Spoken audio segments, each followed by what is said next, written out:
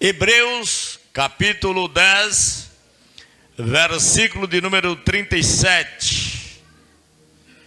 Porque ainda um pouquinho ou um pouquinho de tempo, e o que há de vir, virá e não tardará.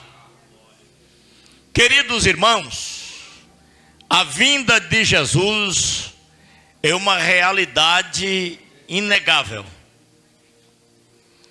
Nós precisamos, ao ler a Bíblia, entender e desmistificar a primeira fase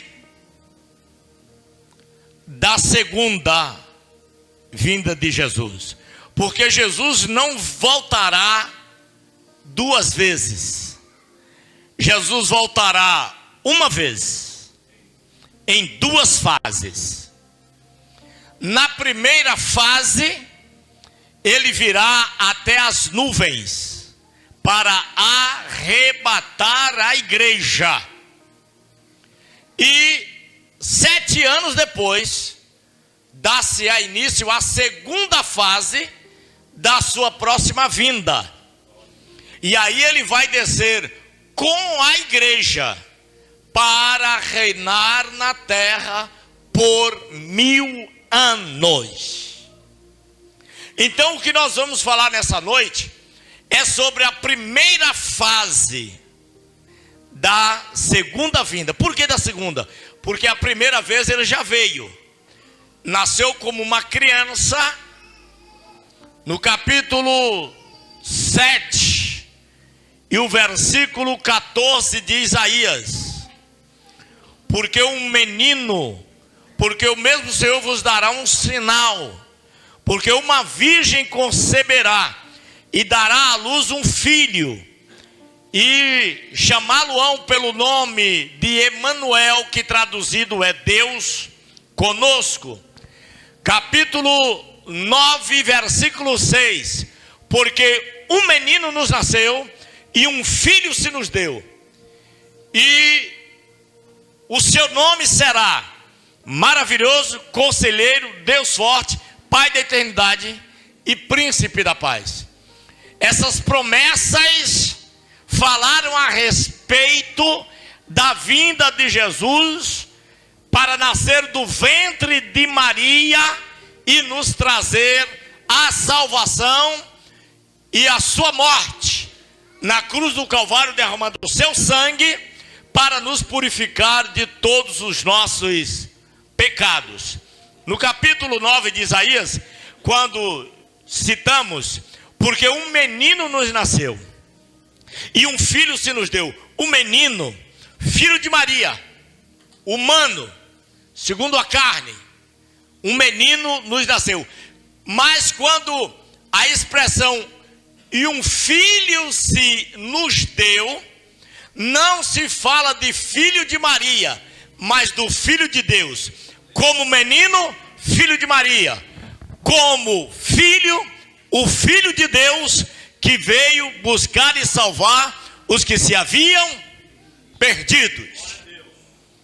Então, nós temos na Bíblia algumas passagens bíblicas que traz-nos a narrativa, alguns episódios que nos dão o exemplo da vinda de Jesus e, consequentemente, do arrebatamento da igreja. Quando nós lemos, por exemplo, no capítulo 5, versículo 24 de Gênesis, nós vemos quando Enoque, a Bíblia diz que Enoque andou com Deus e não foi visto mais na terra, porque Deus para si o tomou. A Bíblia não tem nenhum registro da morte de Enoque, mas a palavra de Deus diz que Enoque desapareceu da terra. Deus para si o tomou. Então aqui nós já temos um exemplo. Agora, o segundo exemplo. Gênesis, no capítulo 7, a Bíblia diz que no ano 500 da vida, ou no ano 600 da vida de Noé, no segundo mês, no dia 10 do segundo mês, que no nosso calendário seria no dia 10 do mês de fevereiro, Deus mandou Noé entrar na arca, ele e com toda a sua família, para se escapar das águas do dilúvio, do juízo de Deus que haveria de ser derramado sobre a face da terra, para exterminar com os pecadores de sobre a face da terra. E no capítulo 8, a Bíblia nos mostra, no capítulo 8, versículo 13, que no ano 601 da vida de Noé, no dia 1º do primeiro mês, que para nós seria no dia 1º de janeiro, inclusive feriado, naquele dia Noé saiu da arca com a sua família. Agora, o que me chama a atenção aqui é que quando Noé entrou na arca, a Bíblia diz que Deus fechou a arca pelo lado de fora. E a Bíblia nos mostra no livro de Apocalipse que a porta que Deus fecha, ninguém abre, e a porta que Deus abre, ninguém fecha. Então, nesse capítulo 8 e versículo 13 de Gênesis, a Bíblia diz que Noé saiu por cima da arca, ele tirou a cobertura da arca para poder sair de dentro da arca. Agora escute aqui comigo, a igreja que entrou pela porta da salvação, a porta que em João capítulo 10 versículo 9 ele diz: eu sou a porta, quem entrar por mim salvar-se-á, entrará e sairá e achará pastagem. Esta palavra de Deus mostra que a igreja que entrou pela porta do reino dos céus, ela vai subir para as mansões celestiais. E Noé não saiu pela lateral da arca, mas ele saiu por cima para representar a igreja, que é no dia da vida de Jesus. A igreja sairá não apenas por cima, mas sairá da terra para cima, para estar com o Senhor para todo sempre. Em terceiro lugar, nós temos aqui uma passagem muito importante, ainda no livro de Gênesis, no capítulo de número 24, versículo 62 a 65, a Bíblia nos fala sobre o casamento de Isaac. No casamento de Isaac, aqui envolve pelo menos 4 personagens distintas para retratar ou para representar ou simbolizar o arrebatamento da igreja. Aqui nós temos Abraão, pai de Isaac, pai da fé, que representa Deus. Nós temos Isaac, que representa Jesus. E nós temos o servo Eliezer, ou Eliezer, que representa o Espírito Santo. E nós temos Rebeca, que representa a igreja do Senhor. E Abraão chamou o seu servo Eliezer e disse: Eliezer, põe a mão aqui debaixo da minha coxa, para eu te fazer jurar que tu irás aos meus parentes para tomar de lá uma mulher para casar-se com o meu filho Isaac.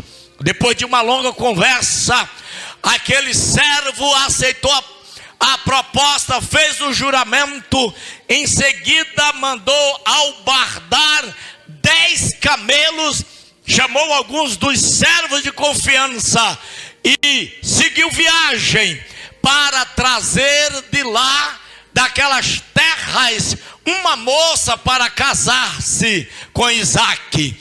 Quando chegou na casa de Labão, ele teve um encontro com Rebeca, e quando fez a proposta, e que ela disse, eu irei, ele agora pega e dá para ela alguns presentes, colares, pulseiras, atavios de ouro, para que aquela moça pudesse se ornar ou ornamentar, para em seguida seguir a viagem ao encontro do noivo. Eu vejo aqui Eliezer representando o Espírito Santo na vida da igreja, que adorna a igreja com a alegria da salvação, com os dons espirituais, com a alegria da vida eterna, para que essa possa permanecer aguardando a vinda do esposo, aguardando a vinda de Jesus. E quando chega pela madrugada, pela manhã bem cedo, Eliezer levanta e diz, eu preciso voltar, o meu senhor está esperando, eu vim buscar a moça, já encontrei a moça já está pronta, eu agora preciso voltar para entregar a esposa do meu senhor.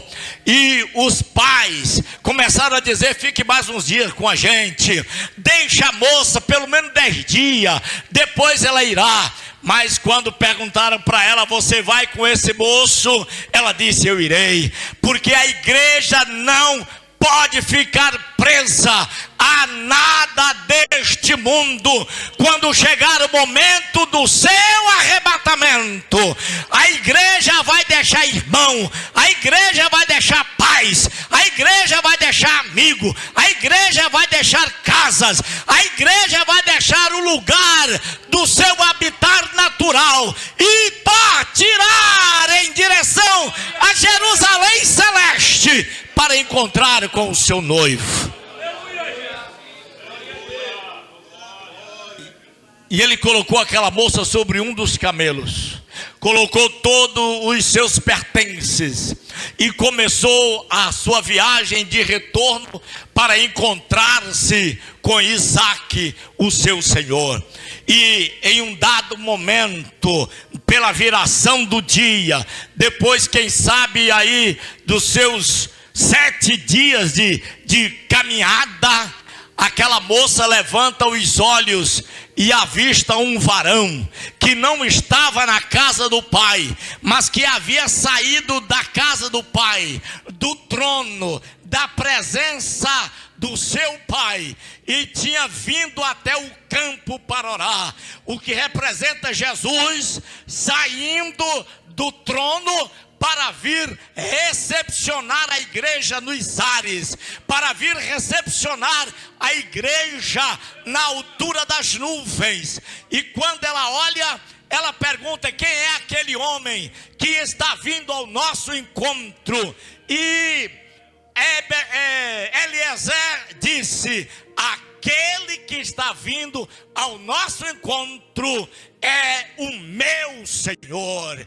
Aquela moça desceu do camelo, cobriu-se com o véu e rumou ao encontro daquele varão. E a Bíblia diz que ao encontrar, Isaque a amou e levou para a tenda que havia sido da sua mãe Sara, que havia partido para a eternidade. Até aqui nós temos a história, ou uma síntese da história do casamento de Isaque, e que retrata a volta de Jesus até as nuvens para receber a sua igreja. E a partir do momento que a igreja for arrebatada e encontrar com Jesus nas nuvens, Jesus nos levará, não para a tenda de Sara, mas nos levará para as bodas do Cordeiro, aonde passaremos com ele um período de 7 anos, enquanto passa a grande tribulação aqui na terra. Aleluia. Mas ainda temos um quarto exemplo. Esse quarto exemplo está em 2 Reis, no capítulo 2, versículo 11.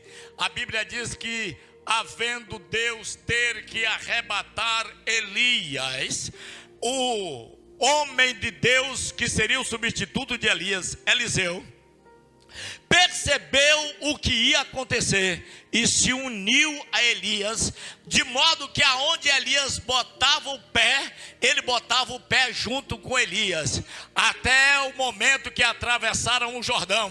E Elias olhou para Eliseu e disse: Eliseu, eu quero te propor aqui algo, pede-me o que tu queres, antes que eu seja tomado de ti.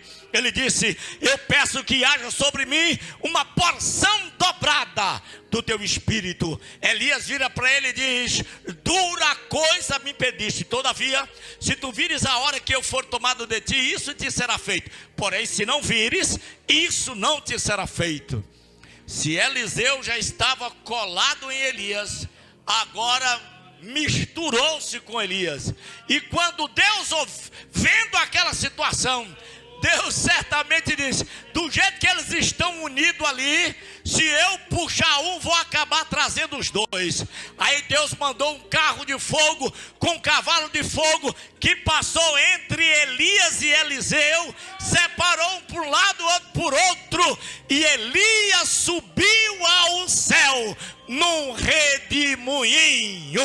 Louvado seja o nome do Senhor. A igreja do Senhor ainda está na terra, quer queira, quer não. A igreja está sempre envolvida em alguma coisa. De manhã bem cedo, o presbítero Adelício está lá no curral tirando leite. Esse daqui está indo para a empresa. Esse daqui pode estar numa situação dentro de uma viatura, fazendo a segurança do município. Eu posso estar pregando, ou quem sabe dormindo. Você pode estar viajando e quem sabe até numa velocidadezinha mais ou menos. Mas vai acontecer uma coisa: na hora do arrebatamento da igreja, o que você estiver fazendo será o de menos importância, porque o Espírito de Deus vai produzir algo nunca visto na terra, para arrancar-nos daqui e nos elevar às mansões celestiais. Hebreus capítulo 10, versículo 37. Ele virá, Jesus virá, ele virá e não tardará. Pastor, mas como é que Jesus vai voltar sem tardar? Se já tem 2000 anos que ele veio a essa terra e voltou para o céu. Nós vamos entender. Pedro teve o cuidado de dizer isso.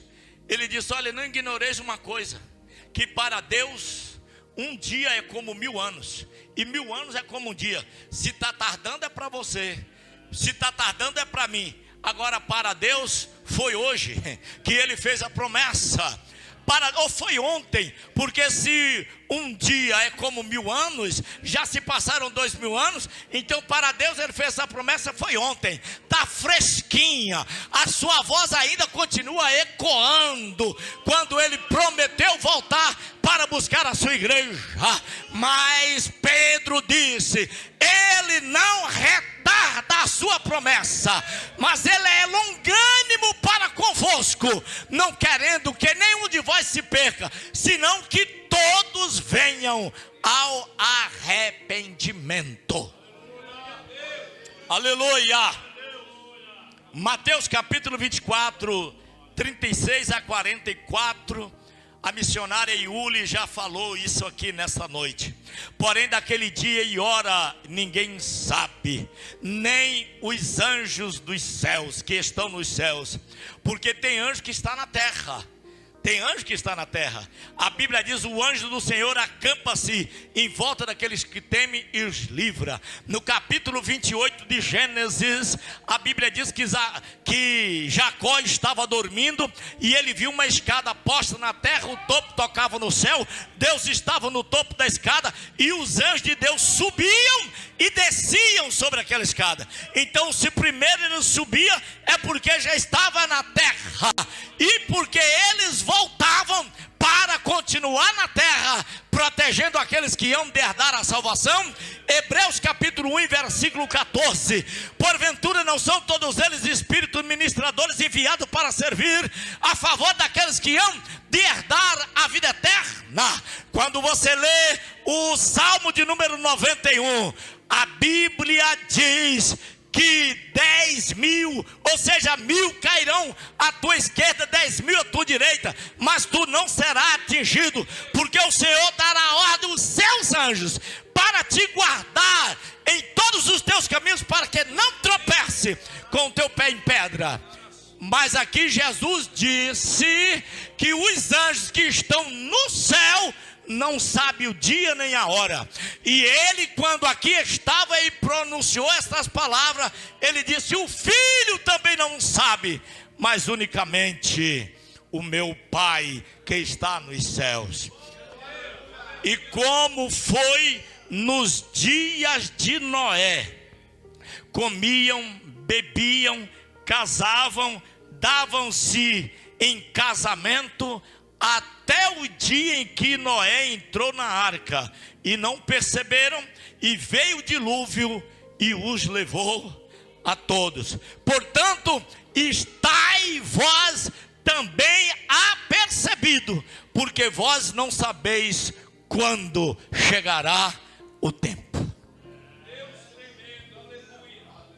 Ainda em Marcos, no capítulo 13, versículo 35 e 36, vigiai, pois, porque não sabeis o dia nem a hora.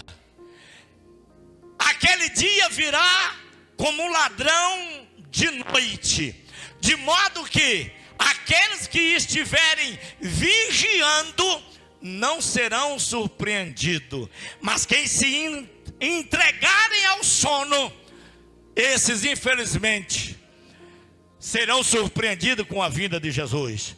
E o sono que eu estou dizendo aqui não é o sono do reparo do corpo físico, mas do sono da indolência, o sono espiritual que leva as pessoas a se esquecerem e se afastarem do Senhor. Os que estiverem dormindo o sono do pecado, esses não terão a oportunidade de participar do arrebatamento da igreja. Quando eu leio Mateus capítulo 25, essa é uma passagem muito falada, muito comentada. Mateus capítulo 25, a Bíblia fala das 10 virgens. Inclusive a minha esposa falou ontem à noite aqui sobre a parábola das 10 virgens. As 10 virgens todas eram crentes, todas elas eram virgens, todas elas tinham a lamparina acesa e todas elas tinham a botija.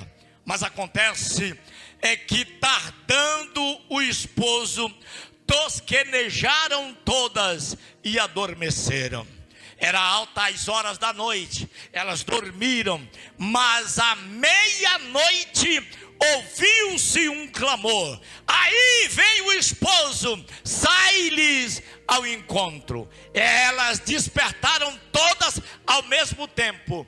Porém, a Bíblia diz que 5 delas eram loucas e 5 eram prudentes. As prudentes levaram a lamparina estava acesa, mas elas tinham um diferencial.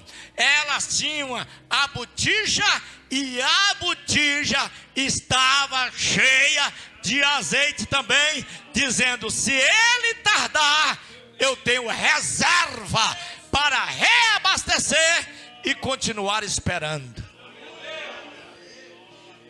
Mas as loucas haviam levado as lamparinas e até as botijas, mas as botijas estavam secas, não tinha azeite, não tinha reserva. Elas liam, quem sabe, apenas um versículo por dia, faziam uma oraçãozinha na hora do café, quem sabe na hora do almoço, mas não levantava nas caladas da noite para buscarem a face do Senhor, não se debruçava sobre a Bíblia para examinar as Escrituras. João capítulo 5 versículo 39, Jesus disse: examinai as Escrituras, porque são elas que de mim testificam, porque vós julgais ter nelas a vida eterna, e não quereis vir a mim para terdes vida. Examinar as Escrituras é uma necessidade para quem deseja ter reserva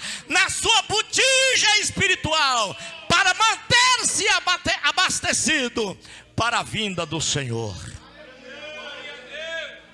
Mas as loucas, quando acordaram, olharam para a lamparina, a chama estava apagando. Ainda estava acesa, mas já estavam apagando.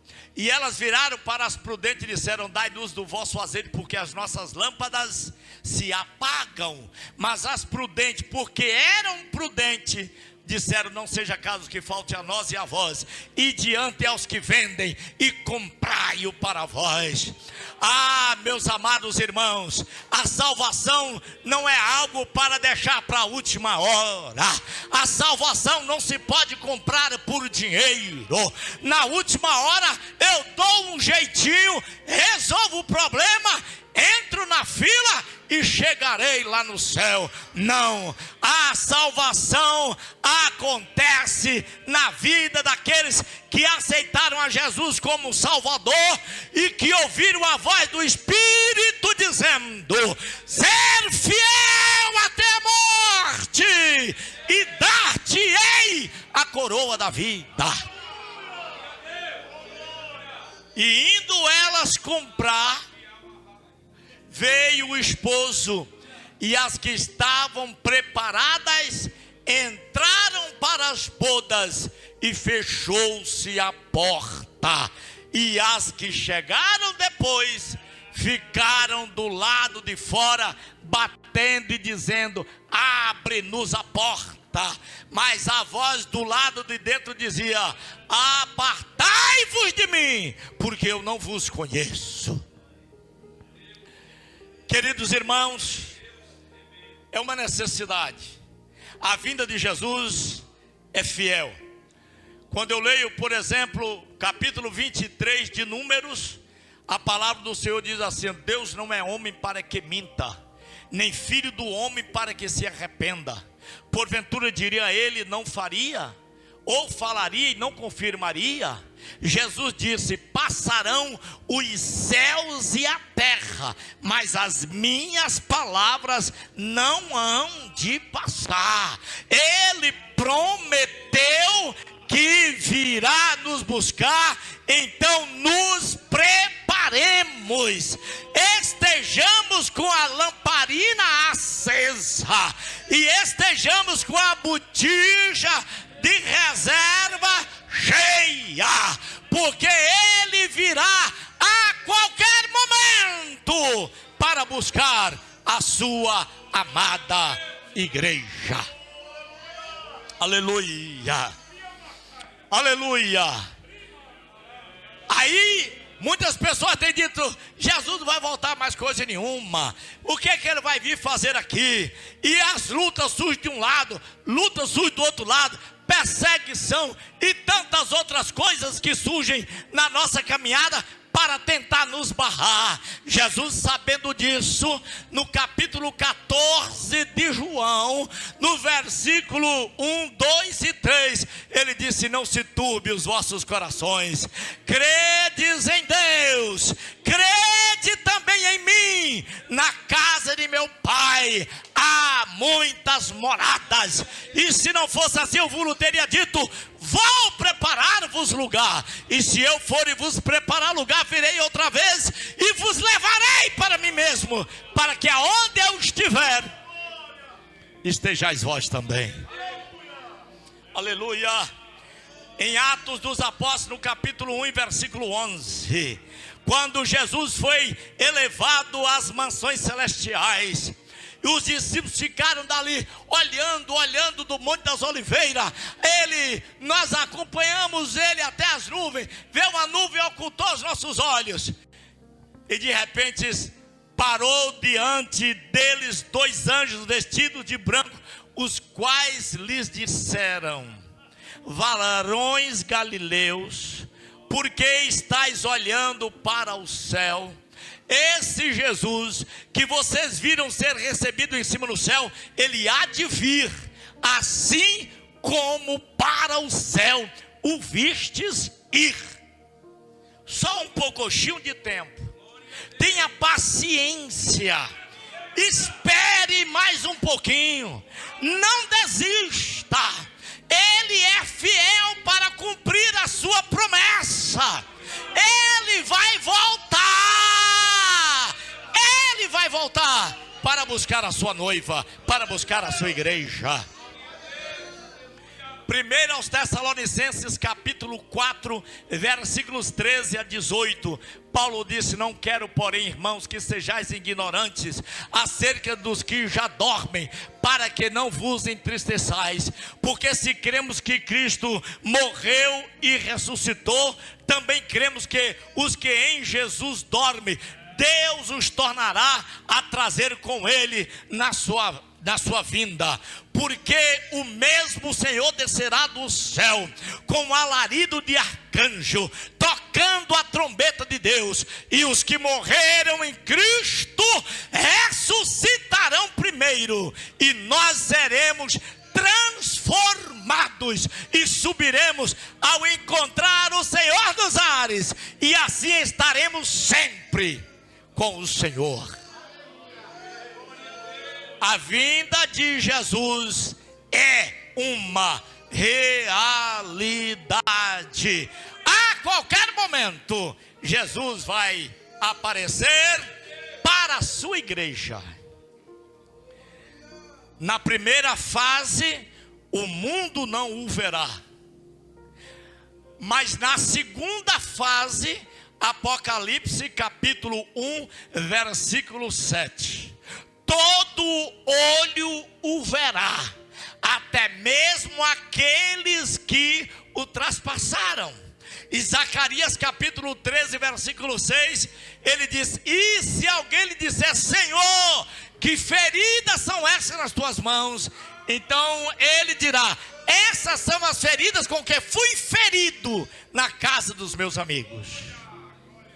Isso é a segunda fase, mas nós estamos esperando a primeira. E a palavra do Senhor diz assim: bem-aventurados são aqueles que fazem parte na primeira ressurreição. Sobre estes não tem poder o dano da segunda morte. Irmãos, isso é tão verdade que João teve o privilégio de ver a igreja no céu. João acreditava tanto no arrebatamento da igreja, que ele viu a igreja no céu. Apocalipse capítulo 21, versículos 9 e 11. E vi um dos 7 anjos que tinha as 7 taças cheias das últimas 7 pragas, e falou comigo dizendo: vem, mostrar-te-ei a esposa, a mulher do Cordeiro. E levou-me em espírito a um grande alto monte, mostrou-me a grande cidade, a Santa Jerusalém, que de Deus descia do céu e tinha a glória de Deus. A sua luz era semelhante a uma pedra preciosa, como a pedra de jaspe, como cristal resplandecente. Isso aqui ele viu a igreja no céu, numa cidade adornada pela glória de Deus, e o que ele podia deduzir, a aparência do que ele estava vendo era comparado ao máximo de glória que ele podia ter visto na terra, das pedras preciosas. Mas a palavra de Deus diz que aquilo que o coração não entendeu, a mente não entendeu, como não sentiu no coração, aquilo que os olhos não viram, são as coisas que Deus tem reservado para aqueles que amam a sua vinda. Porque essa momentânea tribulação que a igreja vive na terra não são para comparar com a glória que em nós há de ser revelada. 1 João capítulo 3, versículo 2: amados, agora somos filhos de Deus, e ainda não é manifesto o que havemos de ser, mas sabemos que quando Ele se manifestar, seremos semelhantes a Ele, porque assim como Ele é, nós o veremos. Pastor Oswaldo, quando eu estava na UTI internado, isso eu acho que eu não falei nem para o pastor Wesley, eu não falei isso, mas o médico disse que eu morri 4 vezes, e depois das 8 cirurgias, eu estava lá para ser entregue, para a família pegar e sepultar, né? Levar para ser sepultado. Mas houve um momento que eu não sei em qual, eu sei que um homem me levou a um certo lugar, entrou comigo numa casa muito grande. Aquela casa tinha uma glória tão grande, as paredes eu não conseguia interpretar, discernir, entender, porque o brilho era um brilho tão grande, tão alto, tão forte, algo que eu nunca vi nesta vida. As paredes eram como cristais transparentes, que eu olhava de cá, parecia ver do outro lado, mas o brilho daquele lugar ofuscava minhas vistas, e eu tentei considerar tudo aquilo, mas eu não pude entender nada do que eu estava vendo. E essa semana, lendo esse texto, veio isso à minha memória. Comentei com a minha esposa, que nem com ela eu havia comentado. Este lugar que Jesus foi preparar para nós já está pronto. A igreja deve se preparar para viver a maior de todas as experiências e para toda a eternidade. O céu é real, Jesus está vivo, Ele está conosco, e Ele virá nos tirar da terra e nos levar para o céu. Só mais um pouquinho de tempo, e o que há de vir virá e não tardará.